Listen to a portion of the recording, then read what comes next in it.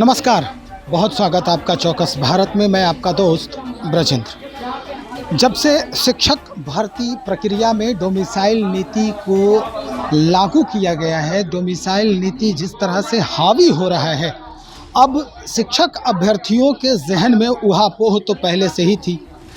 अब उनके समर्थन में जो विपक्षी वो उतरने लगे हैं। पहले हम के तरफ से गर्दनी बाग में धरना प्रदर्शन, अब लोजपा के तरफ से, यानी लोजपा जो पशुपति पारस जी का खेमा है, पशुपति पारस जी की जो पार्टी है, उसके तरफ से ये एक हवन और सद्बुद्धि के लिए हवन की प्रक्रिया अपनाई जा रही है। स्थिति अब बदलने वाली लग रही है। कई लोग जो हैं इस मसले को लेकर पूरा रोड पर आने वाले हैं। कहते नज़र आ रहे हैं कि सड़क से सदन तक हम सरकार को घेरने का प्रयास करेंगे।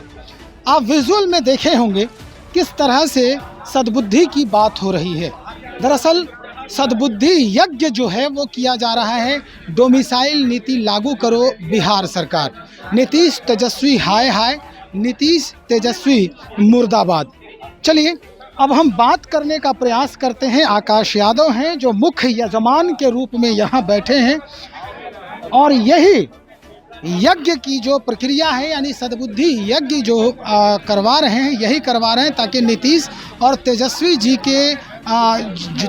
जी की जो बुद्धि है उसमें अच्छाई आए, उनकी सद्बुद्धि जो हो वो जागृत हो, जो पहले बिल्कुल मृत प्राय हो गई है, वो सद्बुद्धि को जगाने के लिए ये आकाश के तरफ से, यानी लोजपा पशुपति के तरफ से ये पूरा यज्ञ प्रक्रिया करवाया जा रहा है।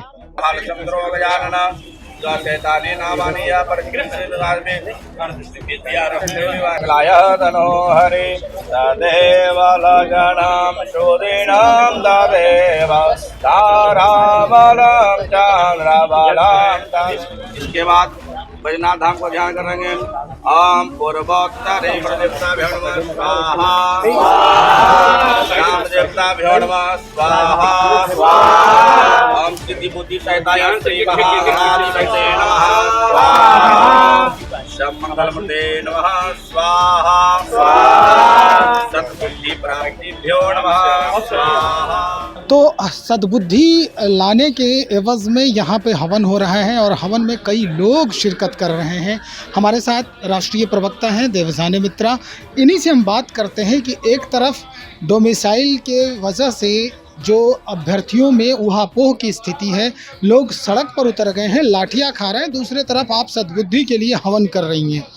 इस हवन के वजह से क्या वाकई में तेजस्वी और नीतीश जी को सद्बुद्धि आएगी, जैसा कि आप समझ रहे हैं? देखिए, हम लोग को मैंने क्या कहते हैं, दिल से चाहते हैं कि उनको सद्बुद्धि आए। मैंने किसी को आए ना आए, हमारे ऑनरेबल सीएम साहब को ज़रूर आए, क्योंकि वो सावन का भी मौसम है तो उनका पलटने का टाइम है, हम सब जानते हैं। और जैसे हम सब जानते हैं कि वो फिर से वापसी की तैयारी भी कर चुके हैं, क्योंकि रोज़ उनके जितने भी एमएलए एमएलसी की मीटिंग उनके पार्टी कार्यालय में और उनके सीएम हाउस में चल रहा है। रही बात तेजस्वी प्रसाद यादव, हमारे ऑनरेबल डिप्टी सीएम की, उनको सद्बुद्धि इसलिए दी कि भाई अभी आपके घर में एक बच्ची जन्म ली है। आई एम श्योर आप नहीं चाहेंगे कि आपकी बेटी भी आपके तरह 9वीं क्लास पास रहे।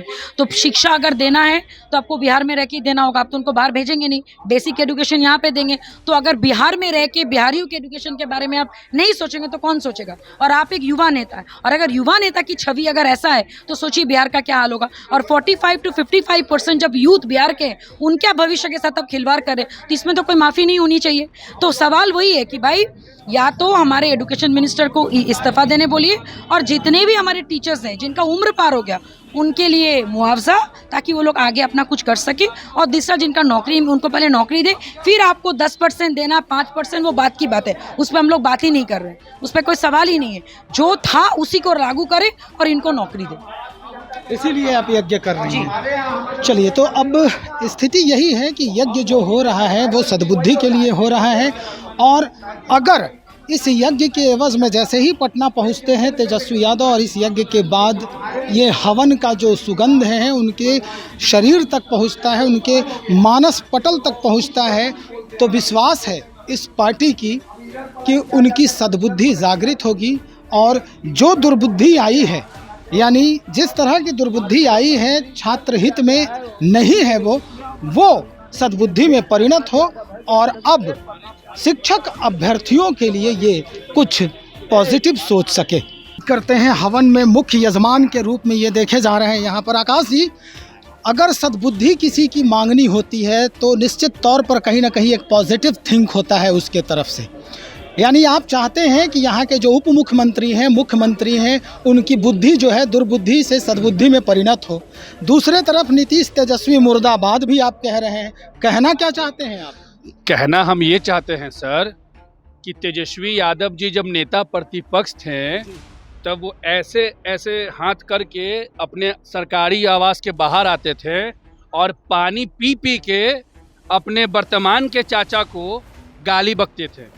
थका हुआ मुख्यमंत्री, बेशरम मुख्यमंत्री, झूठा मुख्यमंत्री बोलते थे और कहते थे कि जो छात्र का पेपर लीक से लेकर पीड़ित है उसको अविलंब 5,000 रुपये दिया जाए और दोषियों पे कार्रवाई हो, और डोमिसाइल नीति को हमारी सरकार बनेगी तो 90 से 95% हम लोग लागू करेंगे, ये कहते थे ना। आज जब तेजस्वी यादव जी बिहार के उप मुख्यमंत्री बन गए अपने चाचा के बदौलत, तो ये नीतीश कुमार जी के बॉडीगार्ड बन गए, और बॉडीगार्ड बनने के बाद जितना ये बात कहे थे नेता प्रतिपक्ष के रूप में, वो सारा ये बात भूल गए, मतलब बुद्धि इनका मरा गया। तो उसके लिए हम लोग उनके बुद्धि का कि तेजस्वी जी का वो बुद्धि वापस आए वापस आए वापस आए, उसके लिए हम लोग ये यज्ञ कर रहे हैं।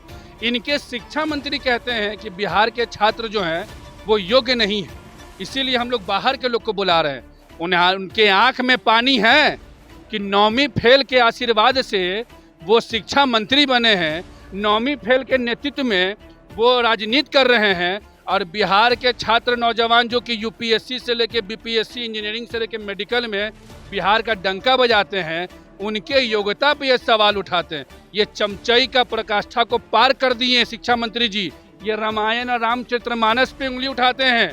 तो ऐसे लोगों का बुद्धि मराया है, तो इन्हीं लोगों के बुद्धि का हम कामना कर रहे हैं। और जो छात्र नौजवानों पर जो लाठी चलवा रहे हैं तेजस्वी यादव जी, इसलिए उनका हम नीतीश तेजस्वी मुर्दाबाद कह रहे हैं छात्रों के समर्थन में। तेजस्वी जी अभी पटना में नहीं है, हाँ, नहीं अगर मानते हैं, अगर तेजस्वी जी का आप देखिए, तेजस्वी जी का ये नेचर पुराना है, हम उनके साथ राजनीति कर चुके हैं 8 साल। जब भी बिहार में कुछ विपदा आता है तो वो विदेश इधर उधर घूमते रहते हैं, लेकिन चलिए उनका पर्सनल जीवन, इस पर हमारा कोई टिप्पा टिप्पणी नहीं होगा। विदेश गए हैं, लेकिन चाचा जी यहाँ पे डरे हुए हैं कि कब उनकी सरकार गिर जाए, और शिक्षा मंत्री जो वो रामायण सुंदरकांड का पाठ पर ध्यान दे रहे हैं, कहाँ कहाँ का पॉइंट उठाएं। तो हम चाहेंगे कि 10 दिन का अल्टीमेटम तेजस्वी यादव जी को, नीतीश कुमार जी को हम दे रहे हैं, हमारी पार्टी दे रही है कि 10 दिन के अंदर में डोमिसाइल नीति को लागू करें, अन्यथा हम लोग पूरे बिहार में चरणबद्ध आंदोलन करने का काम करेंगे। शुक्रिया जानकारी देने के लिए। तो चरणबद्ध आंदोलन की धमकी दे रहे हैं आकाश यादव। दरअसल सद्बुद्धि यज्ञ हो रहा है, और इस सद्बुद्धि यज्ञ के बदौलत ही जो जिस तरह का माहौल बन चुका है और दुर्बुद्धि आई है राजनेताओं में, वो सद्बुद्धि लाने की कामना यज्ञ के तहत किया जा रहा है। जैसे ही तेजस्वी पटना आते हैं, उनकी बुद्धि जो है वो परिणत हो और इन अभ्यर्थियों के लिए बहुत कुछ सकारात्मक करते नजर आए। बहरहाल जो हम दिखा रहे हैं इस पर आपका कमेंट लाजमी होता है, इसलिए निश्चित तौर पर आपसे हम ये अपेक्षा करेंगे, बने रहें हमारे साथ।